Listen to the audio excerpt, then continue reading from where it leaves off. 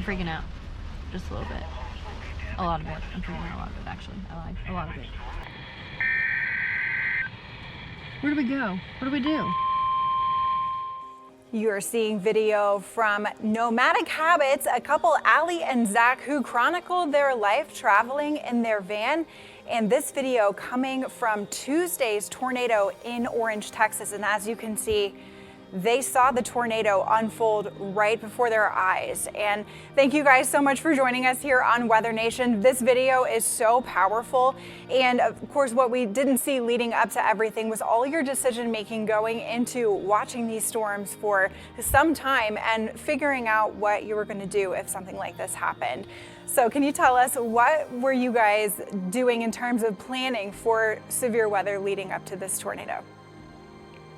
Honestly, throughout the day, Zach was working, and I had planted myself in the Walmart parking lot thinking that the storms were going to get bad.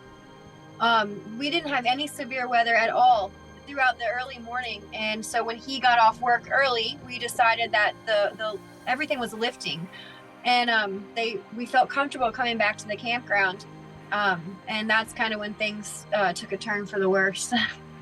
We heard the radio go off and say that there was a tornado that touched down in Bridge City, which is just right there. And I jumped out of the van, told her to get down on the floor, and I jumped out to assess the situation. And as soon as I did, the tops of the trees started coming down and all the leaves and debris started hitting me. And that's when I knew that it was coming right at us. So I knew we had to make the decision quick.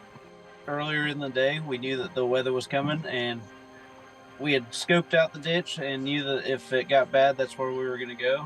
Obviously, we didn't plan on doing that or think that we were going to have to use that plan. So we've been in close calls before, and we've made decisions in the past that, obviously, growing up, we didn't live in an area where tornadoes were as prevalent as they are here. So being here and that actually happening and having to use that knowledge was not something that we expected. What would you say to people who are watching your videos and maybe haven't been in that kind of situation themselves, and just the nature of needing to have a plan in the event that something does happen? It happens quick. In a matter of 45 seconds at the most, we got the alert on our phone. We heard the NOAA radio go off saying that there was a tornado spotted and that people needed to take shelter. And quick, before we knew it, we couldn't even get out of here. I know we were very, very fortunate and very blessed that it missed us by just a few hundred yards. That tornado actually ended up being rated an EF2 with 120 mile-an-hour winds, and the path length was reported at over 13 miles.